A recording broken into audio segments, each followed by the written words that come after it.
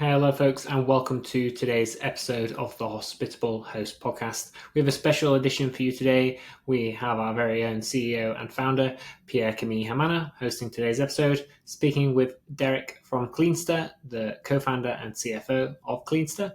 And we're speaking a bit more about the new Hospitable Cleaner Marketplace and what exactly that entails, and a bit of the story behind Cleanster and how it got started. So listen into today's episode for a bumper edition on all things about Hospitable, our new marketplace, and the amazing company that is Cleanster. Thanks, everyone. Cleaning has always been a critical challenge for short-term rentals hosts and for property managers. A spotless turnover between guests is essential for good reviews and guest satisfaction, yet coordinating the cleanings can be daunting. Traditionally, many hosts relied on either doing the cleaning themselves, hiring local cleaners via word of mouth, or using property management companies with in-house cleaning staff. These manual approaches can work, but they often lack scalability and real-time coordination. I'm PC, I'm the founder and CEO of Hospitable, and today I wanted to talk to Derrick, who is the founder and actually the CFO of Cleanster.com.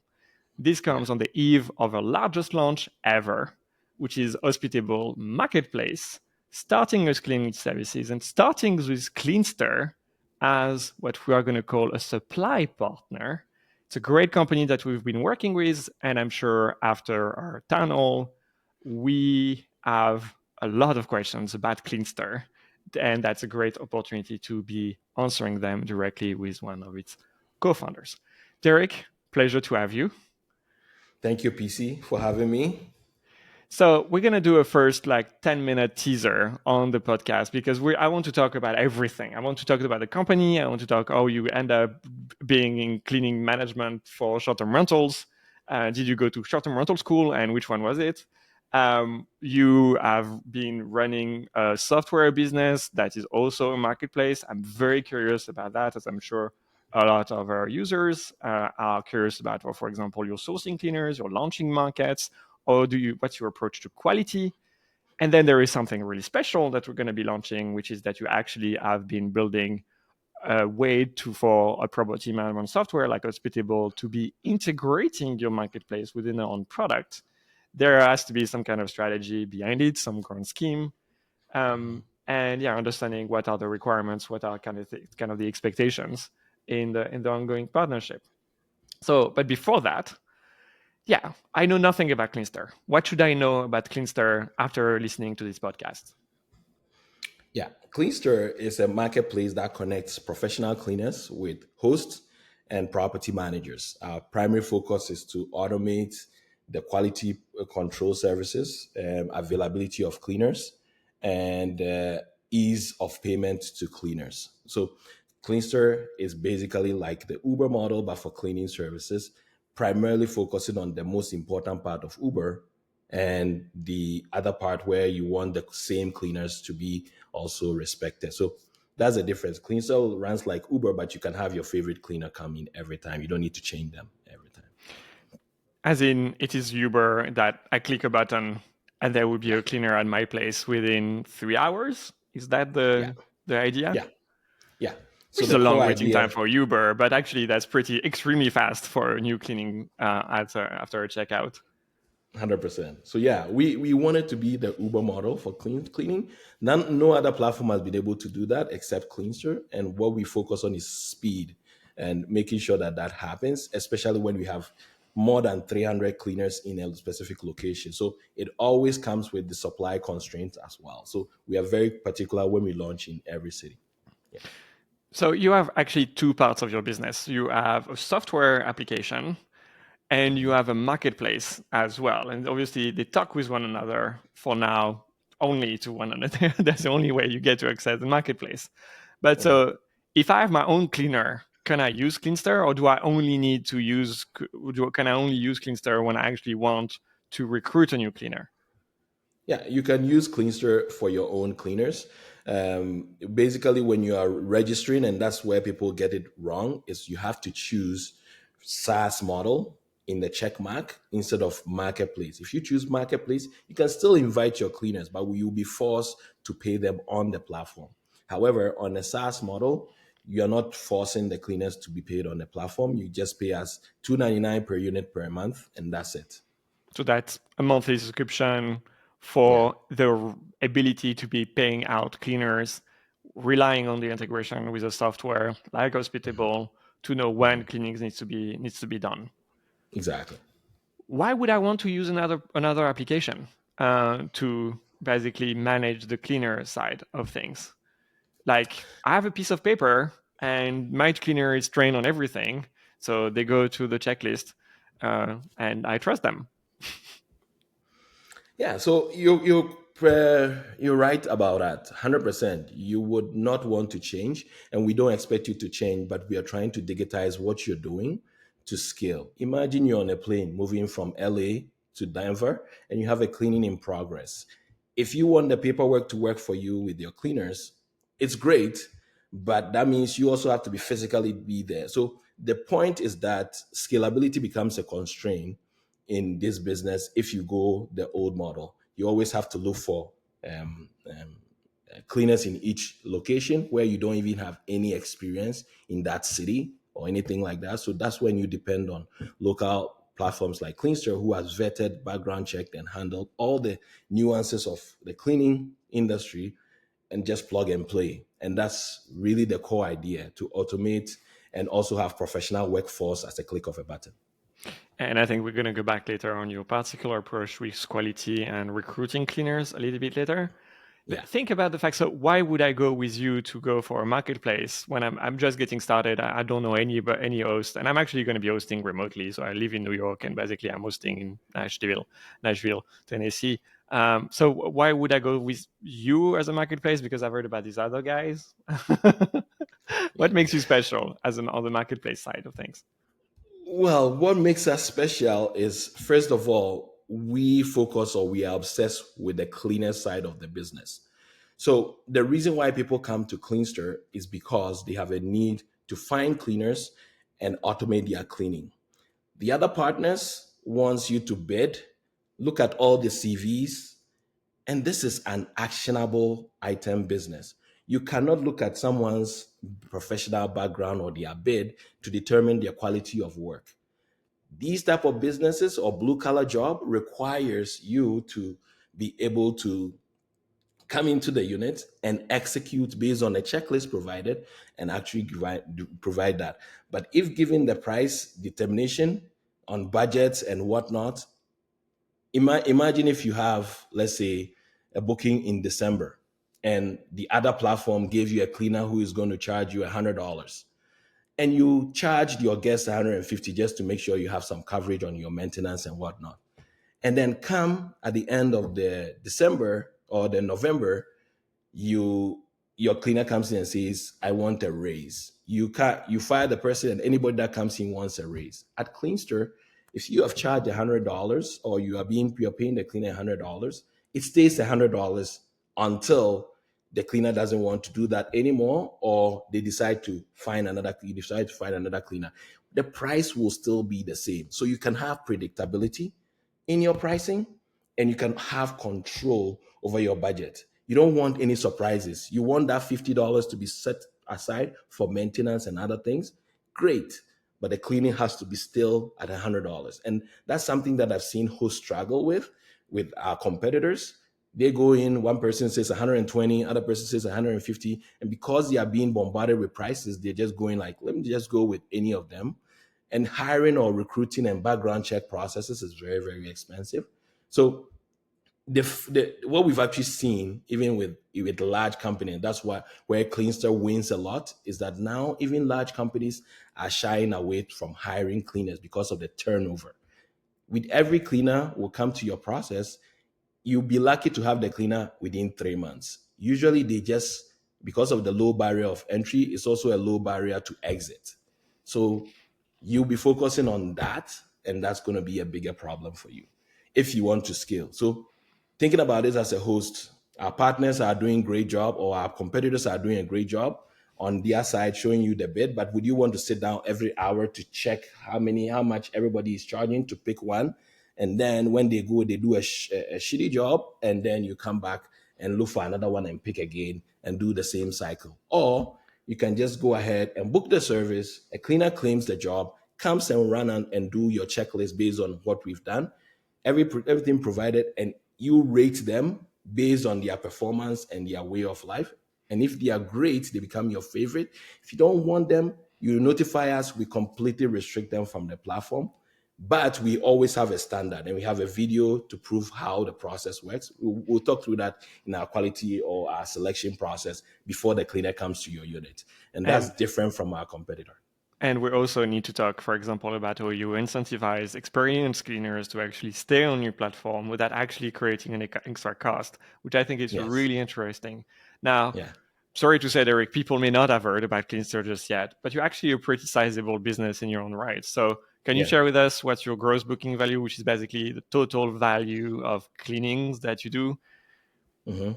So right now we do close to 6 million in GMV per month on that. So our commission, it ranges from 15 to 20%. The reason why we do what we do is because we take care of the quality, we take care of payment, we also make sure speed of payment comes in. The difference between us is we guarantee the cleaners a living wage versus the other competitors. Like right now, if let's say the cleaner comes in and has a bad day, and you know the cleaner is great, they have almost 500 reviews, and they had a bad day with one client, that doesn't mean they should go home empty-handed. And that's the core idea. But on the client side, what we do is we'll give you either a free cleaning or bring another cleaner to come and execute it. And if you want us to give a guest a gift card too, we do that as well. So we are more managed service than other competitors. Yeah. So you do $6 million a month in cleaning services that basically are paid for by customers. Yeah. What's your team size today? We're very small. Funny enough, we're less than 25. So 27 to be specific. We are 27. And the reason why we're small and mighty is because we focus on AI driven and we use automation a lot. When you come to Cleanster, you don't enter, none of the people in the company enter anything on the keyboard. We only focus on one thing, talking to the customers and the cleaners. That's the most important thing. Every other thing is automated, from conversations to tasks to everything. So it's really scalable, and we've done it so well that we can actually keep the team lean. Yeah, and talk to us about the number of cleaners that are on your platform. Currently, we have over 150,000 cleaners on our platform, but we don't have that many bookings. So that's why we actually partner with Hospitable to actually get that number in. Exactly. To get the cleanings coming in, because the core idea here is to get to 100 million in bookings per day. If that we can be able to achieve that, then that's our core idea. If we do that, that means we kill Handy, we kill any other partners that we work with, so our competitors that we're having, and that actually helps us. So you are a team of 27 people internally that are together fulfilling $6 million of cleaning services in a very local market that is very US and Canada centric. I think there is also a great story about when you decided to expand into the United States, which was somewhere on your roadmap, but was a bit accelerated when everybody started coughing. Exactly. And obviously entering into a very competitive space. You alluded that a bit earlier on the fact that you have worked a lot on the cleaning side. And as a marketplace, you need to have the supply, but you need to have the demand to reward it. And so this is where we are coming into play, because we're now going to be launching a Hospitable Marketplace, integrating with the supply provided by Cleanster. We're going to talk. We have talked at the time of this recording. We're basically on Saturday, but at the town hall will be, and this podcast will be launched on Wednesday. So at that time, we'd have done a complete demo of all the capabilities of their integration with the Cleanster supply. But the idea here is really leveraging the best supply that we could possibly gather and feed it as much information as we could have as a property management software. So it's not just about recruiting a cleaner, it's actually making sure that we have kind of an end-to-end cycle to ensure the quality, a great turnover experience for the host, for the guests, and ultimately with Cleanster for the cleaning people themselves. So one of the things that, for example, I love to hear about is they're launching on our operations AI, which is actually going to be looking at the conversation from guests, and whenever there is an issue that's being escalated, add that item immediately on the next cleaning checklist. That's actually coming from a lot of experience internally, where we have built the sentiment analysis or the issue tracking for quite some time now at Hospitable. The problem is just, what do you do about it? It's great to know about all the problems, but we're not really doing anything with them anymore. So one of the things that we're going to be very happy with that marketplace integration is adding those issues to the next checklist for the next cleaner, so they actually are able to roll that out. That comes also with a lot of product work on our side. So really having the pictures integrated, having the cleaner messaging that's going to be coming up as well within Hospitable. It's a very wealthy integration with so many features. And so what I've discovered really later really is the level of attention to detail that you have on basically polishing those features and making everything work well. And with a property management software integration that goes a lot deeper, and where we are willing to basically put the resources for it on operations in particular, meaning all of a sudden you get a hell of a lot more insights. It's an even more automated experience. So it's Uber, but basically on cat. Which is, don't look it up.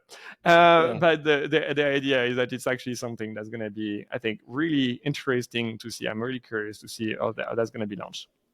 Now, that was a bit of a 10-minute teaser. We're going to talk a lot about Cleanster. But first, I want to talk a little bit about you, because I didn't even take the time to introduce yourself, which is really saying everything about my qualities as a podcast host. Very low. Less than Hospitable. What you are actually a CFO. Now, that's your title. And you start as an accountant.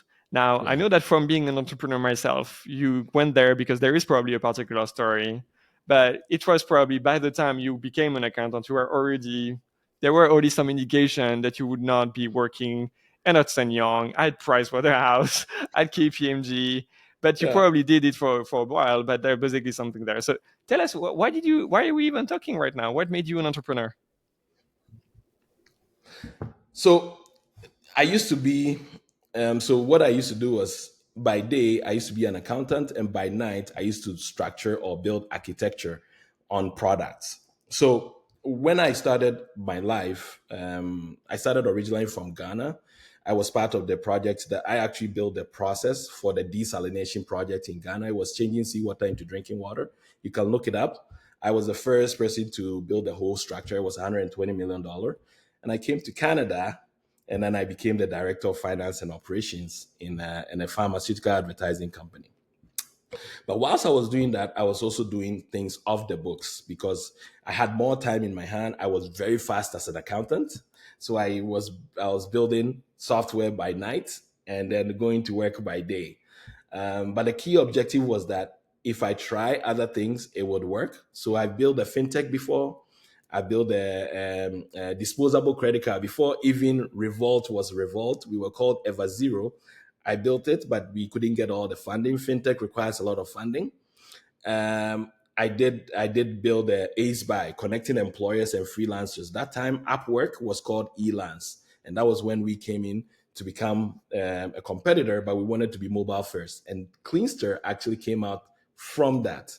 So Cleanster was actually a mistake from Ace Buy that became that. And Gloria was graceful enough to tell us, guys, we are burning so much cash.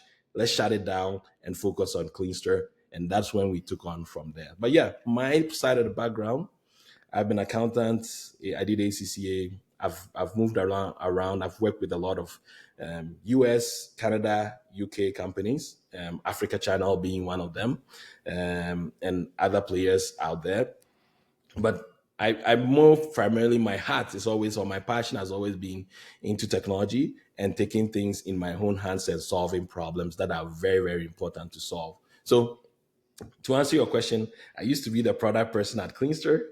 I left it for 4 years, and then I moved to finance because I always come into a place where they need me most. And after I became a finance, we just raised our $3 million debt round. So now, eventually, I will also be leaving that side virtually. So I come in, I solve a problem, and I move away. And then that's my role in Cleanster. What's the experience of basically building Cleanster with Gloria? I think in particular with your co-founder in this venture. So Gloria came in with a different perspective. Okay, so when I used to usually when we used to build our projects together, almost all the project that really didn't succeed, I ended up being the CEO. Because I was logical minded. 1 + 1 has to be always 2. But there's always an effect side or a feminine side, or call it how you may. But Gloria came in and gave us a different perspective and said, listen, let's touch the hearts of the people. Instead of driving numbers, drive the hearts of the people and see how things go. So she came in a mix of, let me handle all the supply. Let me get all the supply in. Let me get all the demand in. And you focus on what you do best, is to build a good product with your team that will be working with them forever. Because we built very, very good product, but we didn't know how to make that business work. And Gloria was in, and she actually was the one that actually helped us get supply database. And you mentioned a bit earlier that Cleanster was actually the child of another company you've been working on. And so how did you come up with, so you're launching this thing that I believe is kind of an Upwork-like platform, so basically connecting freelancers with companies, and then Cleanster coming out of it? Yes. The story behind it is crazy. We built AceBuy. It was supposed to be the competitor of Upwork. And we wanted to even partner with freelancer.com that time in Australia, but it didn't go well. But when we started, it was to connect employers with freelancers on a mobile. Upwork dominated the desktop space, so we wanted to dominate the mobile space. But one thing we understood was location-based businesses, if you're dealing with developers, designers, and all those people, they use computers. They don't use mobile phones. So how are we tracking time? How are we doing all of this? Everything was not working except a service-based business. So we have cleaning, we have maintenance, we have other things that are geo-fenced that you could find. And that was what really was working. But Gloria looked at the numbers and said, listen, let's put the numbers together. I think that time we were doing $80K a month, and in just cleaning service. Every other service we were burning cash, but no sales. And Gloria was like, it looks like cleaning service is working on our platform. Why are we wasting our time? We didn't know what short-term rentals was, but we did a good job finding quality cleaners. That was our biggest moat. That was the difference. That was what really made us Cleanster. Even now today, that's it. We are very good at finding good cleaners. That's simple. So we built the whole structure around it. It's very, very 5 simple steps that we've actually gone through. We'll talk about that later on. And that really helped us. That was what brought James to us. And that was what made the customer stay with us. And then we started seeing problems that was coming up. How do we automate things? And some people were using Hospitable. And that was the first time we've heard about Hospitable. And we realized it was called Smart B&B. I remember, and you guys were killing it. And I'm like, okay, Gloria, we need to find out how this Smart B&B works. And you guys had the best technology when we started. It was open source API. You didn't have to call anybody, talk to anybody, just plug and play and your customer starts to work. So we didn't have to go through a lot of processes and all those nuances. But yeah, that was really, really a great time. So you guys were the ones that actually saved our first client, who became our biggest client. I think they stayed with us for almost 4 years, and then they started asking for maintenance service and whatnot. We didn't do all of that. And so we had to part ways on that. Yeah.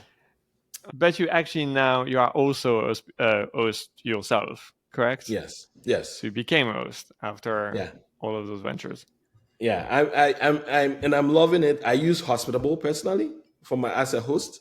I've used it since, the reason why I did this is one, as a user or as a person who uses Hospitable, is one, the flexibility of automation.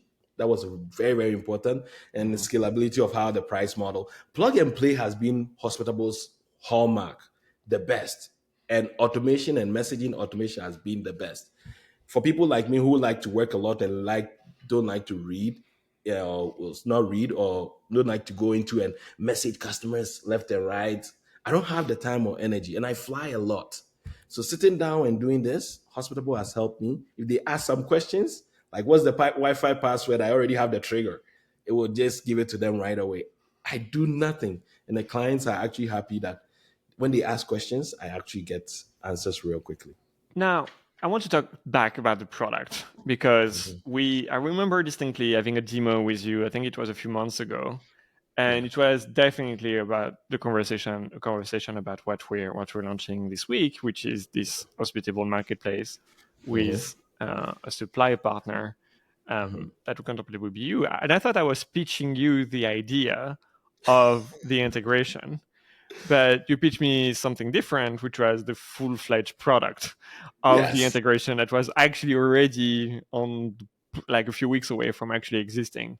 Yes. And I think I didn't count the wow moments, the moment we say, oh, wow, that's neat. I couldn't even imagine that Cleanster could do this. But actually, it was basically a carpet bombing of those wow moments during the entire session. I hope I kept a good poker face. But I was actually very impressed about basically the level of attention to detail. And the more I learned about Cleanster, the more I realized, damn, this is really impressive in kind of having the work on the long tail of features to basically make this cleaning marketplace really work. So, what is the story of a cleaning? Like, let's go with the marketplace side, because that's kind of the thing where we're going towards. So really helping a starting host that is probably just closed on a property, has furnished it, has some great pictures. They probably at this time already have an idea of how they're going to do the cleaning, but they basically land on your site and they decide to go with you to Cleanster for the marketplace. So tell us basically what's exactly happening. So I'm signing up, I'm landing on Cleanster, I've checked the marketplace checkbox apparently, which I need to do because I don't have any cleaner, I don't know of anyone. Tell me what's going to happen next in this journey to clean. So the one thing we understood during our research was the speed of onboarding, and that was the biggest constraint. So when everybody came to Cleanster, we had to manually tell them to create their checklist, or we had to manually tell them to connect their PMS and whatnot. And then we said to ourselves, we put in measures. So when everybody signs up for the first time, we see their journey, and it tells us a lot. What we learned was that the more they wait, the more they churn. We had people who had the need, and the need was, I need a cleaner now. At what price? And do I need to do anything apart from connecting my PMS system? Those are the three things that we needed to give answers to. And that's why when we came in, we said, okay, what are you coming in as a user now? I'm coming as coming to the marketplace to look for a cleaner for my property today, and I have my Hospitable account. Okay, perfect. Connect your Hospitable account. You connect it and you toggle and say, I want it to be clean today. That's it. You don't do anything. We have a customized checklist that has worked 98% of the time. So we took data from big companies who have scaled and brought it to you, the little one who is starting with one property. And that's what Cleanster wanted to do from the beginning. Learn from the enterprise level, because eventually you will get there, but you don't want to change the model when you get there. And that's what Cleanster wants to be. Give you that model where you're up there now. And so that's when you come to the platform, that's the wow effect we give you. You connect your Hospitable, you pull your property. I know competitors have that already, but what the wow effect that we have is the default checklist. That checklist beats any checklist. I can bet you any competitor checklist right now you have, it won't work, because we have taken almost, I wrote it, I think almost, how many? Almost 3,000 information from customers who have big properties, and they seem to have the same issue. and they build their own checklist, and we actually learn from that. So we take data that we already have to improve people's life. So that's what makes Cleanster different from others on stuff like that. So you connect your property management software because you need information about the property, because you need an idea of the calendar and the reservations. Yeah. Do you still require a connection with the property management software? Yes, we require it, but we don't need it. If you don't want us to book the service or you want to book it manually, you can just create a one-time booking. We don't lock you into a contract. We have companies or people, individual coming to us and say, let me just give you a one-time shot and see if you work before they connect their PMS. That's head off. We've seen all of that. But we always tell them to jump first because we know we can catch them when they fall. Okay. But not everybody wants to do that. So here is a PMS requirement, then I'm generating a checklist. So you provide me with one, I can edit it a little bit. And then I want a cleaning for, basically, I'm having a guest checking in tomorrow. Yeah. What's happening? I click a button, I click the magic Uber button that gives me a cleaner. What is happening after on your side?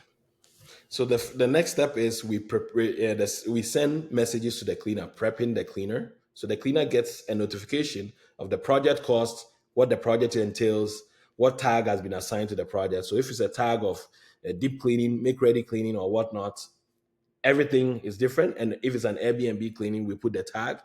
So the cleaner knows what to expect. And then a checklist is also attached to that. When the cleaner comes on the app, they will see the job, they will see how much you are paying for it, and they would automatically accept it if that price matches the availability and the cost they are looking for. So cleaners accept jobs that they want to do. So they are passionate to do it. The price is being set by the host themselves? The host can, based on the rooms and bathroom, the host can also modify it.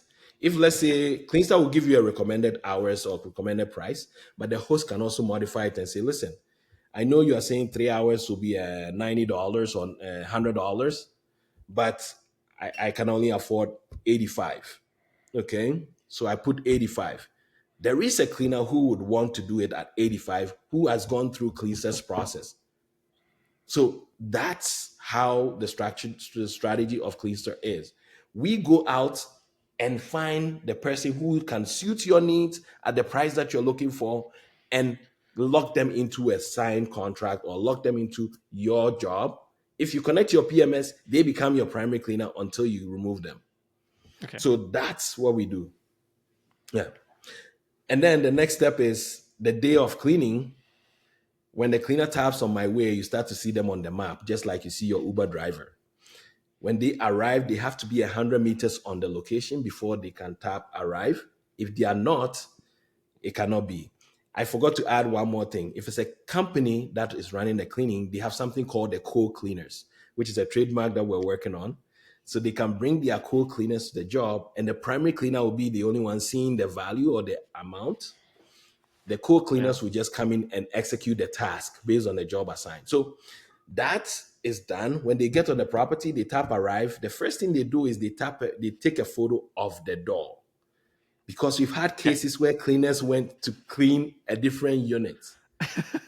Yes. That's so hilarious. So you're forcing them to take a picture of the door to make sure they're not cleaning the neighbor. Exactly. And we've had companies with 10 units in one building. Yeah, okay. I can appreciate the challenge, definitely. And now basically you go with the solution. Or do you make sure on the spot that it is the right door, though? Yes. We make sure, because if you enter and you start working and it's the wrong door and you have a check-in at 4, you're screwed. So that's the first thing we look for. Take a photo of the door and confirm that this is the actual apartment building. Okay. We have partners that we've also do delivery services for. I can't talk about that, but they do on-demand delivery. And their problem was that the cleaners were putting things in the wrong door. So that was one of the problems we had. So very, very important. And then they go in, they take videos or photos of the property based on a checklist, and then they upload the videos and photos. We allow up to 10 minutes of video or 50 images on before and 50 images on after. That's then you of the property when they enter? Yeah, when they enter. The reason why we did this is Airbnb, we had success with clients going to Airbnb to recover their money when guests messed up their property than the other competitors, because it's very important to know how bad the place is. So you, the manager, can also plan yourself and say, okay, do I need to give the guest a gift card to wait for an hour before they come in? Or do I need to call Airbnb and tell them that I have a bad guest who just messed up my unit and needs to clean it up? So all these questions, we look at the thought-provoking things around the host. So that's why we do before and after. So our competitor says, why do we do before? But that's right, one of the things. And we cover the property up to, I think, $3 million every time the client enters, the cleaner enters the property. So that's why we also need before and after, so that the cleaners also can be covered. If they get to your property and the guest messed up the place, it's not the cleaner's fault. You cannot blame the cleaner for doing that. And we need to talk definitely about the bonding and the insurance that goes about the cleaners intervention, because fundamentally those are people you may not know. You may not have a relationship yet, and you have access. They have access to the property. So definitely, again, it's all about sourcing the perfect cleaners, the background checks, etc. But I wanted to kind of zoom in a little bit on what you were sharing about having the pictures basically upon entry. This is also something that Hospitable is very interested in. So we have a direct business where we facilitate direct bookings, and we have insurance partners. We also have security deposits. So one of the things that we're really eager to know is basically as quickly as possible, is there any kind of damage to the property? Can anyone that has access to the property after the last checkout tell us what state the property is in, find anything that's maybe causing some discrepancy, and having the alert or ready for it? And that opens really a lot of kind of path in our product, which can be recommending that the host is securing a security deposits, charging a security deposit, making sure that basically we can collect the money in advance, making sure that there is anything to facilitate the putting the property back into order so that the next guest can check in and not have any interference with their stay. There is also collecting all the information, timestamp basically about the damage, and and I guess obviously this is a big hint. You have that on the check-in. So when the cleaner is arriving, you also have it when the cleaner is leaving, which means for an insurance perspective, you have the audit trail, a very very frequent log of all the interaction about the property, so you know exactly how the property was as it happened, which is obviously critical information for managers to basically be able to review whenever there's an incident being tracked. And giving a lot of resolution path that we can finally be working on, prepare, notify host that maybe there's something you can do, your property has some damage. And we're really looking forward to analyzing basically a part of the conversation that's happening from the cleaning person and all the content to basically say, hey, you know what, there's a problem in this thing, and starting already the ball rolling as soon as we have the content, because this is probably the most tense time of hosting. You have a checkout, you have a check-in, and there is basically this is that window where disaster could be evidenced. And you need to basically resolve solution as much as possible. And there is something fantastic about the cleaners that basically can then to do something to resolve that maybe. But so continuing on the path of the journey, so the first thing that they do is taking a picture of the door, making sure they're at the right place, which I think would be interesting for property managers. Then they take pictures or videos of the location as they are arriving. And then what? So sometimes cleaners get smart because they've been on your property multiple times. They want to give you yesterday's photos. So we only allow cleaners to take photos that are 12 hours old and videos that are 12 hours old. So the video and photo that you are getting is next to real time, and they cannot come the next day's photos and upload it. So that's one of the things. Why 12 hours? Why not 1 hour? Because they are supposed to be taking it at the property. Yes, so 12 hours, meaning that by 4 o'clock, if we have 12 hours added on, sometimes the cleaners will have to drive back home, cook, make food. Sometimes they forget to close the app completely. Sometimes they have a critical information that they forgot to upload. So then they will go back and upload it. But if we log them to 1 hour and they close, and let's say they have their next job, because sometimes the maximum job we can give a cleaner is 3 jobs in a day. We cannot do more than 3 jobs. If it's like 2 hours interval, it's just 3 jobs. If it's one location. So sometimes they finish the first job and they have the photos already on their phone or the videos, but they want to move on to the next one and then complete them all.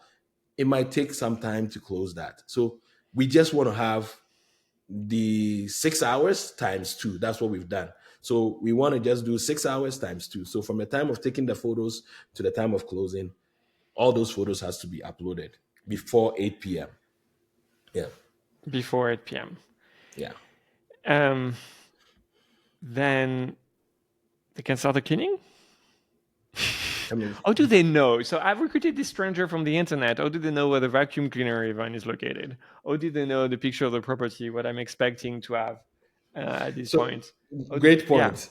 Great point. So we have 2 things that we mitigated. The first thing was, right now we're actually solving, was access. So we connected, now we can automate all access logs. So they connect the access logs, the host prior to that. And then we have property information, access, supply, garbage, any related information that are very important for the cleaner to be able to be successful. We've asked for that information. And so when the cleaner taps on my way and you don't have that information, in the map box where you see the cleaner, there's a question to ask in there and say, you are missing an access information or any information that is relevant, put it there before the cleaner arrives.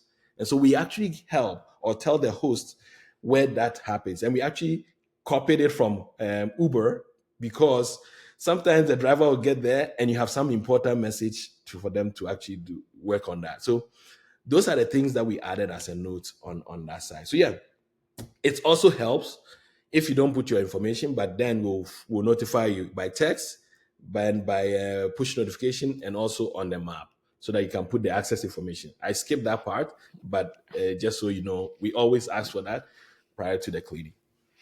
And one thing we're going to be helping with, based on our own smart devices integration, is definitely making sure that the access information, if there is something available, is going to be mapped with made accessible to the cleaner. Mm-hmm. It's also using specific codes that are going to be restricted to the cleaner, so that we know when the first code is being used, when maybe the last code, the code was last used. Basically, having also a bit of tracking over when the log was open, closed, etc., which also can help from marketplace management perspective, as you can imagine. So that's basically one of the things that we can do. And so that also means we could have a unique code, we could have the same code. This is basically almost irrelevant at this point. You can have strangers from the internet entering your property, but there is still, your property is going to be safe, and you're not going to have the same person coming over. If you don't want the same person to be coming over twice, they won't be able to use the same code again. Exactly. Right. And to be part of it, as part of the security, when the cleaner completes the job, they don't even see the job information anymore. Yeah. Anything they only see their earnings after the job has been completed. That's it. So after they close the job, that's it. You want to have like I don't know what the expression is in English again, but you want to be super safe. Exactly. You want to basically not leave that to chance, because you also know that you can't take screenshots, and that information can be disseminated in some other way. Exactly. So I think that's a great case for using a smart device and leveraging a smart device infrastructure to make sure the property remains safe, which we're big believers in at Hospitable. So how do they know about where the vacuum cleaner is? Seriously? So they see. So we have a Cleanster bot that actually passes that information. So the client will put the supply information, garbage information, everything in there. In the morning, when they tap on my way and they tap arrive, we will show them the access information, where the logbox is, and everything. So the bot will actually arrange the conversation in a way that makes sense to the cleaner. So when they come in, they see all that information, where to find the trash, where to find the supplies. And we are even taking the step further, like how we wanted to do it is actually add photos, because we've realized that some hosts actually put it on YouTube. They have an unlisted in YouTube, how to actually go through a lot of things. So they put it on there. So we figured maybe we should find a way to attach photos and videos to the access information. So that's something that we are working on as well. Yeah, which I think our checklist, Hospitable checklist, will be able to support as well. So basically, you can Exactly. upload your pictures and videos for each particular item that's being generated. We're using the checklist that's coming from Cleanster, but definitely adding also our own little flair, depending on what we understand from the specific property and also the general context from guest that's populated from guest conversation. So that if there is something that needs particular attention as being shared before, then basically we can leverage that information and make sure this is going to be made available to the cleaners themselves. Okay, so they have access to everything. What are they doing at the property? So when they get to the property, they have the checklist. That is the number 3 on the left. The first one is the property information. The second one is before photos. Third one is your checklist. The checklist, either we use Cleanster's checklist or you use your checklist. And they go through your checklist. Some checklists requires photos, others require answers. We learned something during our research because we saw our competitors do inventory system on its own. But one thing we've understand is people don't really use it a lot. They want real-time information. So we actually embedded the checklist into a real-time inventory into the checklist. So we ask questions. How many toilet paper is left in the unit? They can just give you the answer. So you have the real-time inventory when the cleaner leaves. That is much more powerful than having an inventory control. So you understand how much is left for you to plan ahead. And so that's something that we added into our checklist. So we asked them a question. We added it. We picked that idea from when we were building the whole inventory management, realized that it's going to be cumbersome for cleaner to go in and take photos and do all of those things. But they can easily answer a question if you ask them in a text format. And so that's when we added that in the checklist. So you can even ask questions in that. You can ask yes or no questions like, does the place smell good? Does it smell of marijuana? Yes, no. You have all those answers in your checklist. So you have all these information. And then the cleaner goes through your checklist, make sure everything is great, takes photos of what you need to take photos of. And when they are done, they go in. Our AI bot looks at their past work that they've done in the past customers and asks, hey, did you check here? Did they check the light? Did you check this? Did the light turn off? Was this on 30 degrees? Like the meter, not the thermometer or whatnot. Everything has been set up to the guest standard. And the guest has 4 guests coming in. Did you put 4 towels? Like all these important things really has to matter. Even when they close the job, then they will answer yes, no, and then they close the job. When they are done with that, then they see their earnings right away. That's how Cleanster works on that side. Yeah. And then when the host sees the host will get a unique link with the before, after checklist and problems on the property. If the host wants to pass a problem to a maintenance person, they can just share the link, and the maintenance person will, when they mark it as resolved, they'll be able to enter a text on what they resolved on it. So the link is actually a living document. That link that they'll have for the maintenance people will mark it as resolved and put a note there or put their name there so they know who is responsible for resolving that problem. That's what we've done so far on that side. So when the job is completed, the host gets the link. They see all the problems. They pass it on to their maintenance crew. The maintenance solve the problems, resolve it, and then everybody is happy. And then the client can go ahead, so the host can go ahead and rate and tip the cleaners. 2 things we don't take commission on Cleanster is expenses and tip. If you want the cleaner to buy toilet paper on their way coming, you can pay expenses. And if you want the cleaner to, like they've done a great job and you want to tip them, you can tip them directly on the app. You can tip them up to, I think, 100% of their booking value, but not more than that. And then the expenses, you cannot do more than $150 because we eat all the costs. It's embedded in your commission as well. So if you are paying for an expense and you're using your credit card, we have to eat that cost of the credit card too. Yeah.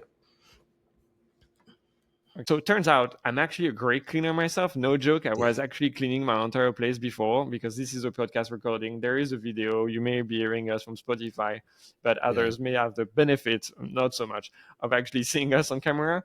but I actually wanted my place to look great. And I love cleaning myself. So Derrick, I don't know when you want to open an office a thing in Brussels, but I would love to basically go to a side gig as a cleaner for Cleanster, which definitely is probably very closely aligned with everything I'm doing anyway. Tell me, what would you look at to recruit me as a cleaner?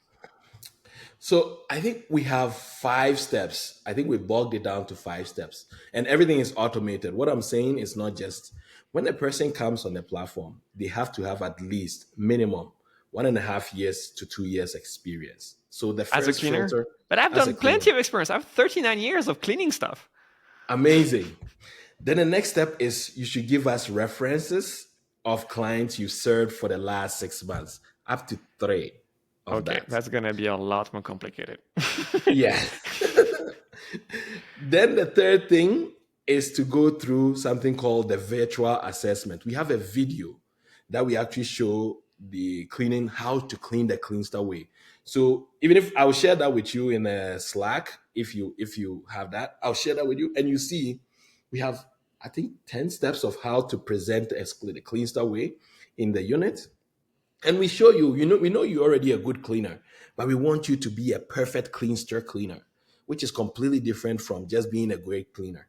So then we take you through that. After you've watched all those videos and you've given the references, then we ask for a background check. It's handled by different parties. We have, I think, 5 of them that handles the third party. They check for background check on criminal records. Like right now, the only problem that we've seen now is marijuana, especially in Phoenix. Some people have marijuana issues in that place. But because it's legalized now, it doesn't count as a requirement to block a cleaner from doing their job. So there are legal implications that we have to look at. Places that support marijuana smoking that was previously banned as a people have cleaner has case on that. So then we go through all those processes. So Derrick, you said there were 5 things. One, the 1.5 years of experience needed. Second, a recommendation from third parties that are provided by those third parties, not by screenshots of anything. Background checks, sex offenders check, identity verification from multiple providers to make sure the data is matching, which I can definitely empathize with, because ID verification we do also in direct bookings, and it's basically hard to do really well. You were talking about the virtual assignment so that you can train cleaners to do it in the Cleanster way, but also identify the people that actually do not have experience working with short-term rentals. And you just started touching on the 5 jobs that would be those high-risk jobs. So the last step is the 5 jobs. So we have, when the cleaner comes in, there are 2 things we check. Either a high risk, so the 5 job is under a bucket, so the team actually takes care of those 5 jobs. The first cleaner that has the first 5 jobs, the team member will reach out to them, ask them if they need help on how to use the app, how to run them, what they need to do, and what services they need to, they are going to be working on, and how they should present themselves. After that, they go and clean. So when they clean, we need all the first 5 jobs to give 5 stars. If you don't give 5 stars and you miss one, we have something called reassessment. Reassessment means that someone who has more than 10 jobs will come and see what you are doing and tell you what you did wrong. And that you would have to fund that yourself. But if they come in and they are doing the first 5 jobs, they have to get their 5 star for 5 jobs. And that is where the problem of where is my money comes in, because the first 5 jobs is the highest risk in Cleanster. So when a cleaner comes in on the platform, their first 3 jobs, we hold payout for a while until we get that review. If the client doesn't give 5 star, we have to call the client and find out if they did give a 5 star before we can release the fund. So that's where delay of payment comes in. And sometimes you see the cleaners not happy about that. But that's the process that we put in place to make sure, 1, we don't pay any cleaner that didn't do the right job. And 2, we make sure that if you're a high-risk cleaner, you're not just coming to milk the system. We've seen a bit of fraud trying to happen on Cleanster. So This is actually something that we also use as a fraud deterrent, so that when you just don't come in and upload any photos and then take money and leave. I can definitely appreciate So that. exactly. So those are the things that we do on a level. But internally, we have two risks that we look for: property risk and cleaner risk. Actually, three: property risk, cleaner risk, and time zone risk. So those are the three things that we check operationally in Cleanster. What do you mean time zone risk? Yeah, so let's say, so if someone books a service in, what do you call it, California at 11 o'clock, it's not the same as New York time, Eastern Standard Time as 11 o'clock. So if you have these two jobs, which are high risk, and you need to talk to the cleaners, who do you prioritize first to talk to? So that's where they would actually have to do that time zone high risk. So each zone, so we start from the east all the way to the west. So we start there. So any job in New York that are high risk, we reach out to the cleaners before 2 hours to the job or 3 hours to the job for them to get success. And then they keep working their way until they end at the West Coast. That's the first risk. The other risk is the cleaner risk. If they don't get 5 stars, they get booted out of the platform for assessment. And then we have location risk. Location risk is you can have a cleaner with 5-star review and 100 jobs under their belt, but they are coming to your property for the first time. If you are not setting them for success, they would also fail. So location risk, what we typically do is if that place has been cleaned before by a different cleaner and a new cleaner is coming in, we have to prep them for success and the profile information at that. So those are the things that we do internally on our side. Those are the three risks that we really can mitigate on operations on Cleanster side right now. Yeah. We were talking earlier about obviously a rule of this industry that is that every short-term rental is checking out at 11 and is checking in at 4. So that definitely means you get to do that work. You said you need to let go. So basically, cleaners independently can schedule when they're going to do the time. I think you still are going to do some work to make sure they know which time might be the best based on their schedule. I'm the host. I mean, I still have this property that's going to take 4 hours to clean. It's going to be a back-to-back reservation. So same day turnover. What can I do to basically make sure I'm having a cleaner that's going to be there at 11:15 after just shortly after the checkout, and it's going to be there to start the work and making sure that they are not rushed by time because there is another job that they need to follow. What can I do as a host to protect myself from that risk? So that risk, first thing, before we do that, as a host, we understand that risk. So Cleanster has already taken steps to that.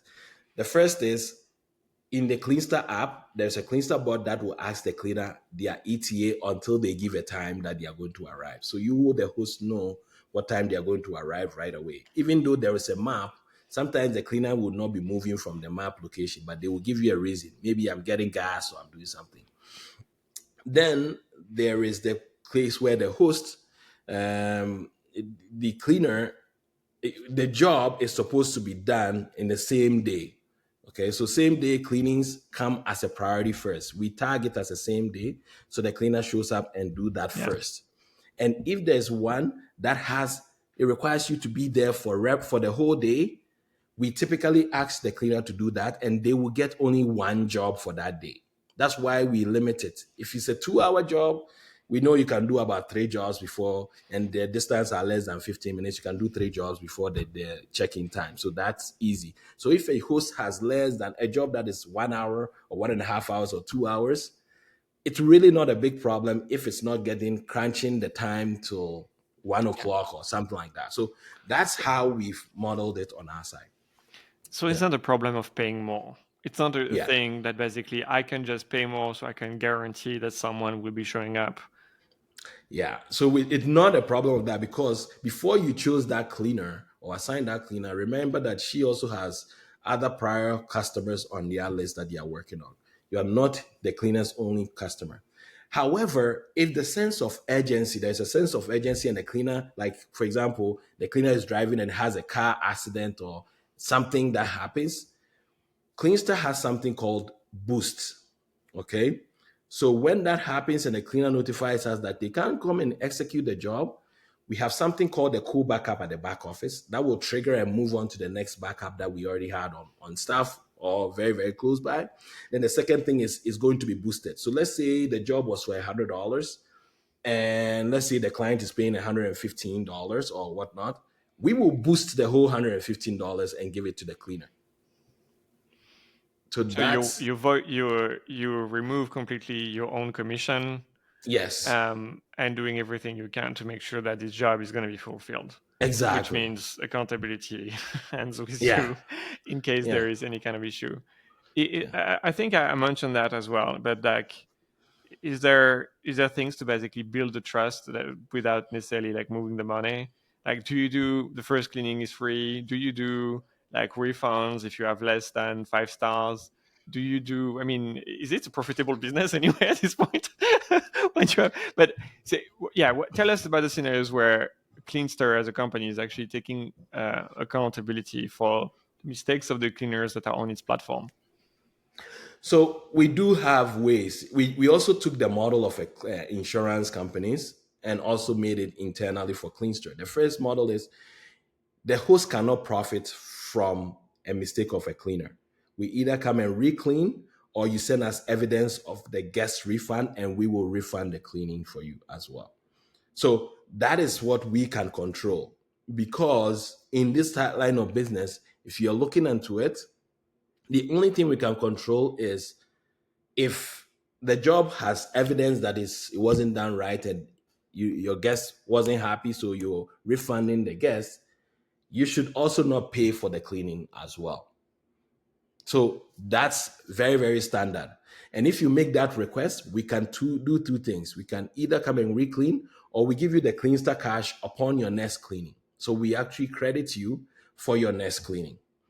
And working with Hospitable, when the nuances come in, we only look at completed jobs and other things. So yeah, if it's completed with 5-star rating, then we release the fund. Without ratings, we have to actually discuss that as well and see if we need to come and revisit and clean it, or if we need to refund the host on and they've sent you evidence of refunding the guest. The money has to move in a way that it doesn't benefit anybody when something like this happens, so that it doesn't become a revenue stream for hosts to start abusing it.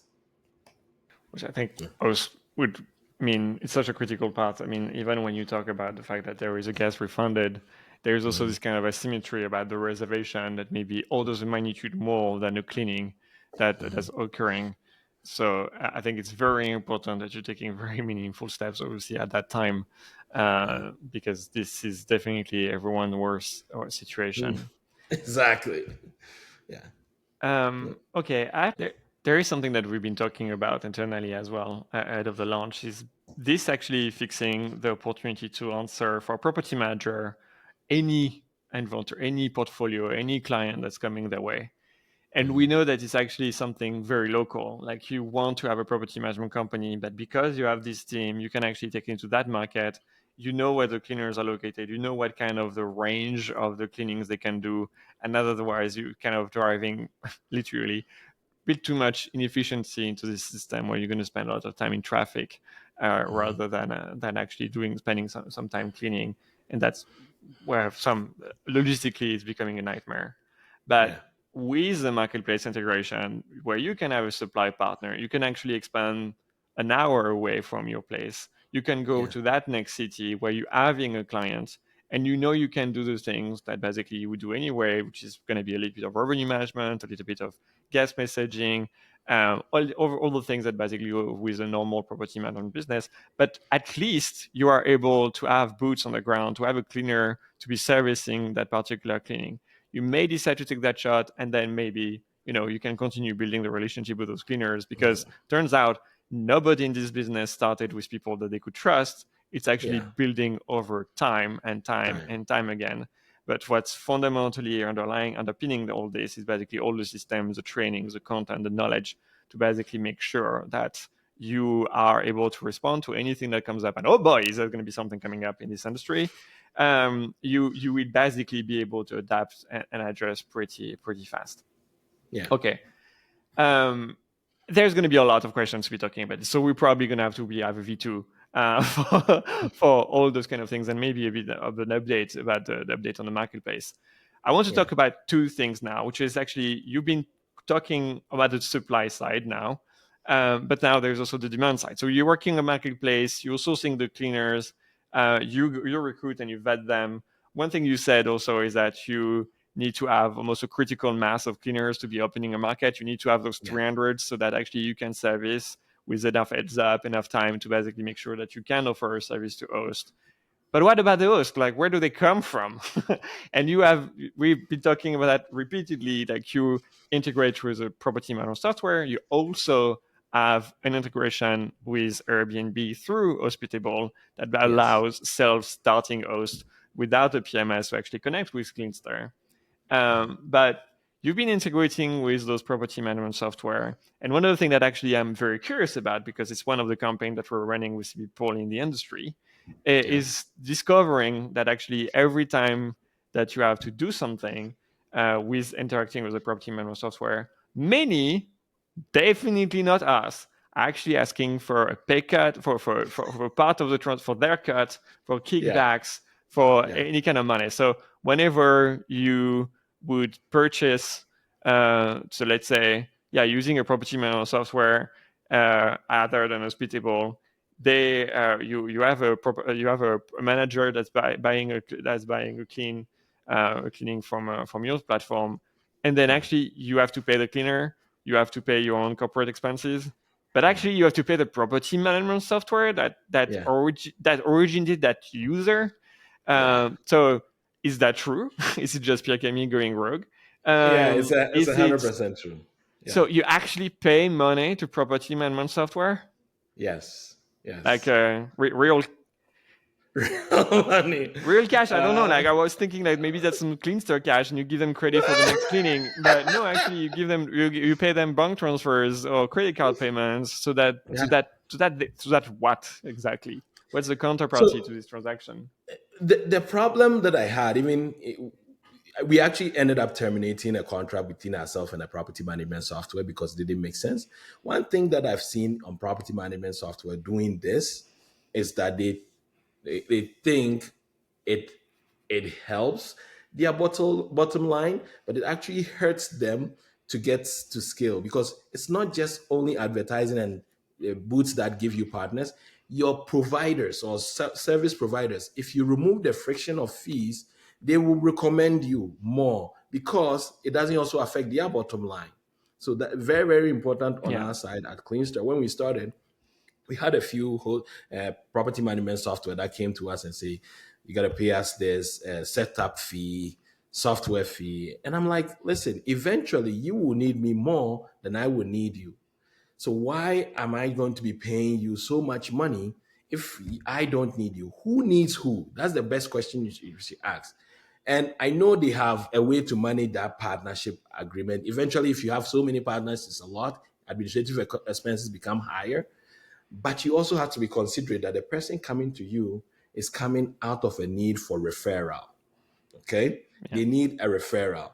But when some people that we've seen so far, when they charge you the setup fee, they don't even advertise you. They don't.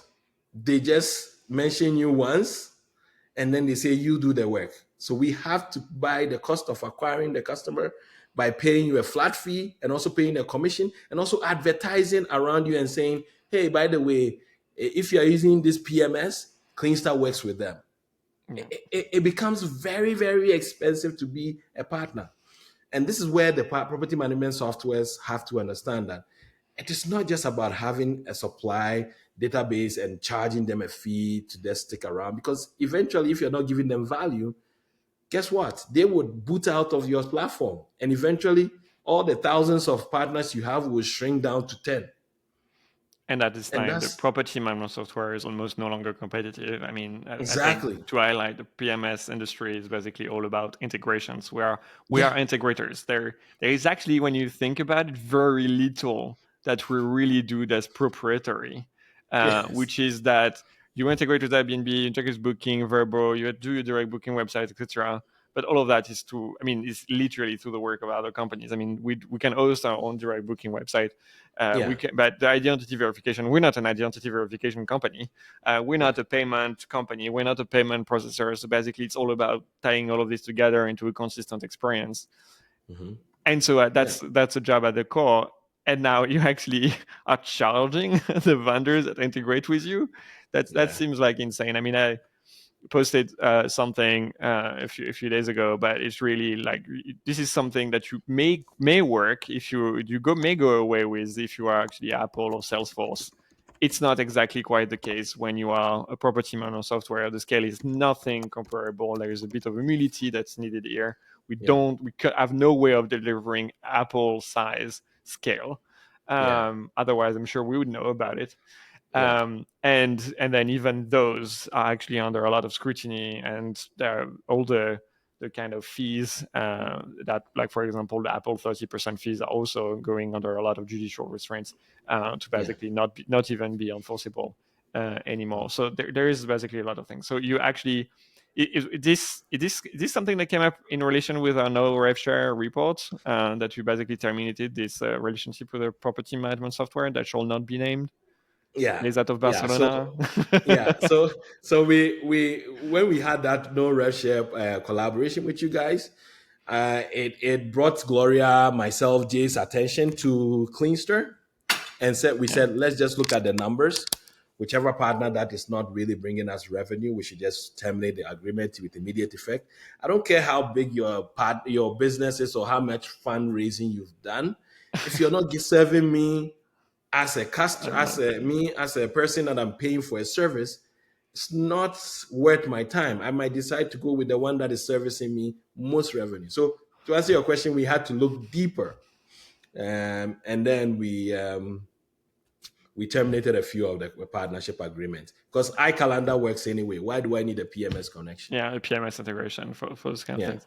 What's and so you were saying a bit in the preparation of this that you terminated them and they came back to you? And they came back to you with no fees? Yeah, with a counter offer. Sometimes you have to tell them with no fees on any time whatsoever, trying to mitigate the risk. But again, the damage has been done already. You knew you were not giving us customers. You have evidence that you're not giving us customers. But then you still took the money because you thought the money was still there, And that is not a credible business to me at all. That is me sitting there and I'm like, listen, you got to do something right. If you see that something is not right, you have to be proactive. I shouldn't come to you and then you have to make that decision. That ethically doesn't work for me. So we're still looking at the contract. We are not even signing on anything. Everybody is put it on hold. I think that practice overall is, in any case, a bit unethical, because charging for access to a public API is indeed like, no, it's not the public API, then stop broadcasting it in this way, because it's actually pay to play. And it's actually with the expectation that there's going to be some co-marketing or some campaigns to drive adoption to those vendors. But that's not actually the case, even in that case. So there is actually like twisted incentives. And the worst part of it is that obviously no property management software company is actually ever going to be successful by charging those fees. I mean, you were talking about a vendor, I think it was under $10,000 a year. They're okay, great. You could have 100 of those. It still is not material for even the top line of those property management software companies. I know about all they are making. I can tell you there's not one company that's making 1% of their revenue coming out of that. And if they really are attached to it, they probably have bigger problems than actually that income stream. And that's probably should be about caring for customers and fixing their economics in the first place. That's, I'm not going to give anyone advice on how to run their business, but wait, I just did. So that's great. So we're going to bring this podcast to an end. And thank you so much for sharing everything about how you're managing the cleaning management, how you manage your product, how feature rich it is, and you'll take obviously on the future for Cleanster. What has been the most rewarding moment for you since you started Cleanster? It's So it's usually hard for a startup founder to start a business and see people using it and really appreciating it. And the most rewarding thing that I've seen so far is we've helped a lot of, there is 80% of Cleanster's cleaners are women, and usually mostly immigrants. So they also struggle with people not paying them. So when we started this, the future success was that we make sure we give them an ethical living wage. That was the first thing. And to make sure that they are happy. And when they are happy, and in any company, when an employee is happy, the output is higher. Okay, so that was the core idea. And so to answer your question, my most joy was to see job being completed without having the client coming with 1-star rating on each job. So that has been my most joy. And the first thing, I'll answer this with another thing. James, who was the first person that came on the business, asked Gloria, myself, and Jay, it was like, aren't you bored about seeing people clean every time? They do the exact same thing every single time. And I said, every job has a story around it. So for us, every job has a story. We know the ins and outs, the way they behave. Some jobs may be great, some jobs may be bad, but every job has a story. And it's exciting. We get to see the bad part of people, the good part of people, the nasty part of people, and some things we can't talk about. So that's it. Yeah. Great way to end. Every job has a story, and hopefully Hospitable gets to facilitate those stories being created for self-managers and property managers alike. Thank you so much, Derrick, for your time. This is probably a record for the Hospitable Host podcast. And we have not covered everything that I actually wanted to talk about. There is actually, I'm notoriously bad at those, but yeah, we're going to have to come up sometime later for probably an update and the impact that this Hospitable Marketplace supply integration has actually been able to help with. Thank you so very much, Derrick. Have a fantastic rest of your day. Thank you. Thank you for listening to today's episode. If you enjoyed today's episode, please don't forget to like, share, and subscribe on your favorite podcast platform, and listen out for our next episode coming real soon. Thanks again, everyone.